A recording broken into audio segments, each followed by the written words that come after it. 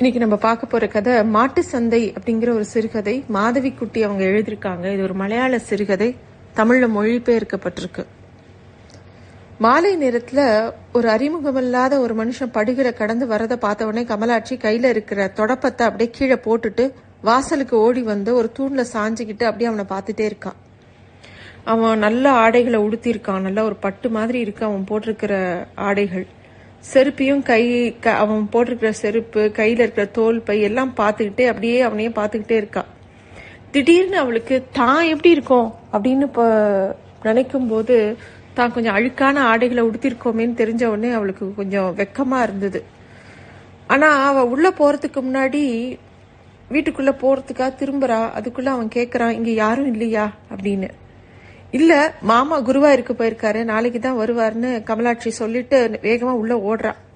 உள்ள ஓடினா உள்ள அவளுடைய பாட்டி காலோட பெருவிரல ஊண்டிக்கிட்டு அப்படியே உத்தரத்துல தொங்கிட்டு இருந்த விபூதி பாத்திரத்தை தடவி எதையோ தேடிக்கிட்டு இருந்தாங்க. கமலாட்சி வேகமா அவங்க பாட்டியை பார்த்து யாரும் வந்திருக்காங்க அப்படின்னு அவ சொல்றா. ஆனா அப்படி சொல்லும் போது கமலாட்சியோட முகத்துல ஒரு பிரகாசத்தையும் அவ குரல்ல உண்டான ஒரு தடுமாற்றத்தையும் பாட்டி கவனிக்காம இல்ல. உடனே பாட்டி ஒரு மேல் துண்டை எடுத்து அப்படியே மேல போத்திக்கிட்டு முண்டு மாதிரி வாசலுக்கு வராங்க. பாட்டி அந்த ஆளை பார்த்து யாரு தெரியலையே அப்படின்னு சொல்றாங்க. ஆனா அந்த வந்திருந்த ஆள் யாருன்னு பார்க்கும் போதே அவனோட தோற்றமும் அவனை பார்த்த உடனே அவனோட பொருளாதார நிலைமை கொஞ்சம் நல்லா இருக்கு அப்படிங்கறது ஒரே பார்வையில பாட்டிக்கு தெரிஞ்சிடுச்சு. அப்போ அந்த ஆள் சொல்றான், நான் இங்க இருக்கிற சந்தைக்கு வந்தேன், 2 கண்ணுக்குட்டிகளை வாங்கறதுக்காக வந்தேன், பார்த்தேன், ஆனா ஒன்னும் திருப்தி உண்டாகல.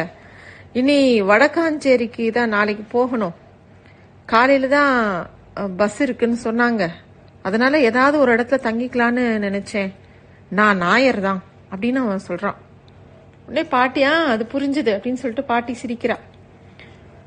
பாட்டி கொஞ்சம் ஸ்னேகமா இருக்கவும் அந்த வந்திருந்த மனுஷனுக்கு கொஞ்சம் தைரியம் வந்தது. செருப்புகளை படி மேல கழட்டி வச்சுட்டு வாசலுக்கு வராரு. இப்ப பாட்டி சொல்றாங்க, இங்க தங்கறத பத்தி எந்த பிரச்சனையும் இல்ல, ஆனா இங்க இருக்கக்கூடிய ஆளு குருவாயூருக்கு போயிருக்கான், அவன் தான் என்னோட மூத்த மகன் அப்படின்னு பாட்டி சொல்றாங்க. உடனே அந்த வந்த ஆளு, அப்படின்னா நான் வேணா வேற எங்கேயாவது இடத்துக்கு போறேன் அப்படின்ன உடனே உள்ள போற வாச கதவுக்கு பின்னாடி தன்னுடைய முகத்தை மட்டும் வெளியில தெரியற மாதிரி காட்டிட்டு இருந்த கமலாட்சி திடீர்னு வேகமா நடந்து சமையலறையை நோக்கி போனான். அதே சமயம் பாட்டி அந்த ஆளை பார்த்து, வேண்டாம், எங்கும் போக வேண்டாம், இங்கேயே தங்கலாம், இந்த வாசல்ல படுக்க விரிச்சு தாரேன் அப்படின்னு பாட்டி சொல்றாங்க. அவர் உடனே நிதானமா ஒரு அந்த திண்ணையிலேயே உட்கார்ந்துக்கிறாரு. கொஞ்சம் தண்ணீர் குடிக்கணும் அப்படின்னு அவர் சொல்றாரு. ஒரே தாகமா இருக்குன்னு கேட்ட உடனே அவருடைய கண்கள் உள்ள இருட்டுல எதையோ தேடின மாதிரி இருந்தது. உடனே பாட்டி கமலாட்சி அப்படின்னு உரத்த குரல்ல கூப்பிடுறாங்க. கமலாட்சி, ஒரு சொம்பு நீர் கொண்டு வா, கொஞ்சம் டீ போட்டுமா அப்படின்னு கேக்குறா அந்த பாட்டி அந்த ஆளை நோக்கி. அவன் தலையை மட்டும் ஆட்டுறான். அவன் அப்படியே வேர்த்து விறுவிறுத்து உட்கார்ந்து இருந்தான். அவன் கொண்டு வந்திருந்த தோல் பையில இருந்து ஒரு மாத்திரை பூமி வார இதழை எடுத்து வச்சுட்டு நல்லா அப்படியே விசிறிக்க ஆரம்பிக்கிறான் அந்த புழுக்கம் தாங்காம. உடனே பாட்டி ஏதோ பேச்சு கொடுக்கணுமேனு பேச ஆரம்பிக்கிறாங்க. உங்க ஊர் எது? வடக்காஞ்சேரியா அப்படின்னு. உடனே அவனும் அப்படின்னு பதில் சொல்றான். ராமன்குட்டி இடையில அவ்வப்போது அங்க போறது உண்டு, அவன் போகாத ஊரே இல்ல, எப்பவும் எங்கேயாவது ஊருக்கு போய்கிட்டே இருப்பான் அப்படின்னு சொல்றாங்க பாட்டி. யாருக்கு அப்படின்னு அந்த ஆள் யாரோ என்ன சொல்ல வராங்கன்னு புரியாம கேட்ட உடனே, ராமன்குட்டி என்னோட மூத்த மகன், அவனுக்கு கேஸ் அது இதுன்னு வீட்டுல இருக்க நேரமே இல்லைன்னு பாட்டி அவங்க மகனை பத்தி சொல்ல ஆரம்பிக்கிறாங்க. அந்தாலும் அப்படிங்கிற மாதிரி ஏதோ சுவாரஸ்யம் இல்லாம கேட்டுக்கிறான். நான் அப்பப்போ சொல்லுவேன், திட்டுவேன், ராமன்குட்டி நீ இப்படி நடந்து திரிஞ்சா போதுமா, அப்பாவும் இல்லாத ஒரு பிள்ளை எங்க இருக்காள்ல, வயசுக்கு நிக்கிறா, அவளுக்கு ஒரு ஆள் கிடைக்க வேண்டாமா, இந்த காலத்துல யாராவது இங்க கேட்டுட்டு வருவாங்களா, இல்ல நீ கொஞ்சம் விசாரிச்சு பாரு அப்படின்னு அவன்கிட்ட அப்பப்போ சொல்லுவேன். கமலாட்சி அதற்கான காலம் வரப்போ ஒரு ஆள் இங்க கேட்பான் அப்படின்னு அவன் பதில் சொல்லுவான், நான் என்னத்த சொல்றது அப்படின்னு பாட்டி லேசா புலம்ப ஆரம்பிக்கிறாங்க. அந்த திண்ணையில உட்கார்ந்து இருந்த அந்த இளைஞன், அதாவது அந்த ஆளு ஒரு சிகரெட்டை மெதுவா பத்த வைக்கிறாரு. இப்ப பாட்டி ஆனா பேச்ச தொடர்ந்துகிட்டே இருக்காங்க. கமலாட்சிக்கு யாரும் இல்ல, இருக்கிறதே அவளுக்கு ஒரு மாமாவும் இந்த பாட்டியும் மட்டும்தான், ஆனா அவளுக்கு நான் என்னெல்லாம் வேணுமோ எல்லாத்தையும் கொடுத்து வளர்த்துருக்கேன்.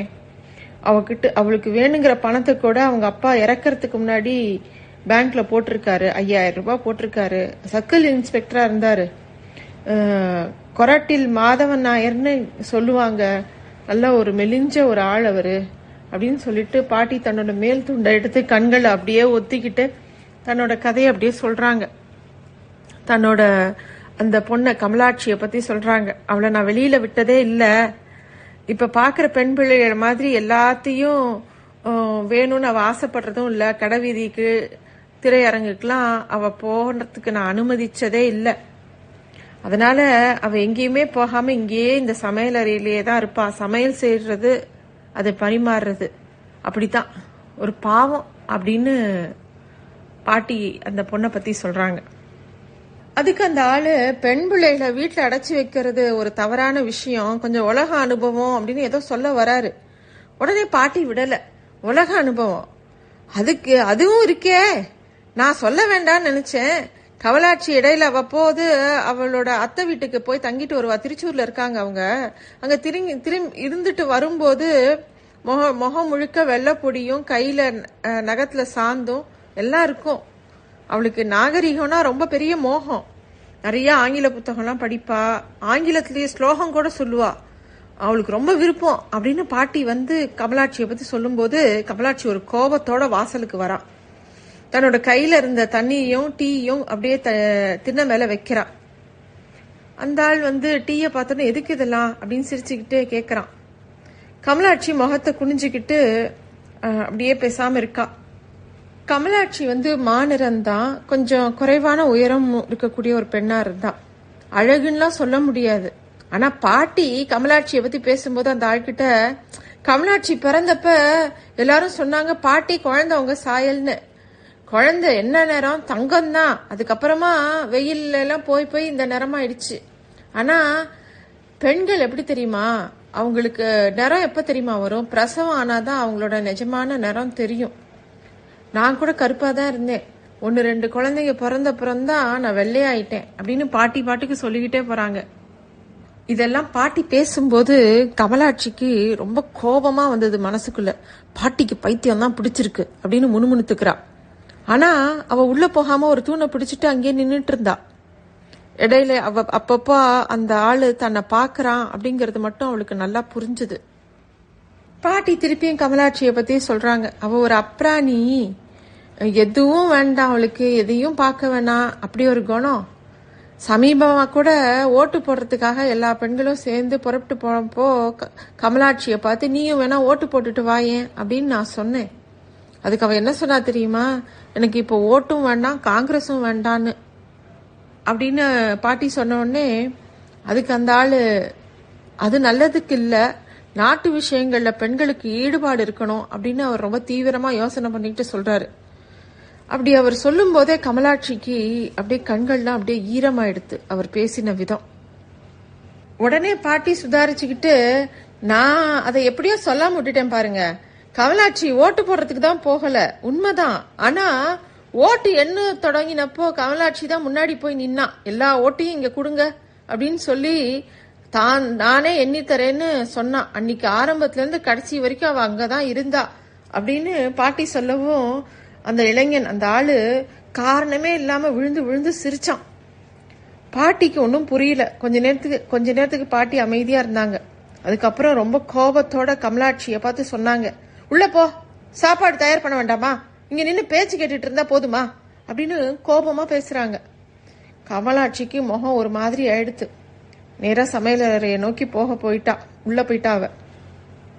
திருப்பி அந்த பாட்டி அந்த இளைஞனை பார்த்து, நாகரீகம் படிப்பு எல்லாம் எனக்கும் பிடிக்கும், ஆனா பெண் பிள்ளைங்க வாசல்ல நின்றுட்டு நேரத்தை கடத்துறதுங்கிறது எனக்கு சுத்தமா பிடிக்காது அப்படின்னு சொல்லிட்டு, நான் கேட்கறது உண்டு கமலாட்சிய பார்த்து, இப்போதானே உனக்கு விளையாட்டு சிரிப்பெல்லாம் இருக்கு, கல்யாணமாகி நீ போனேன்னா மாமியார் சொல்றத தானே கேட்டாகணும்னு அப்பப்ப சொல்லுவேன் அப்படின்னு பாட்டி சொல்றாங்க.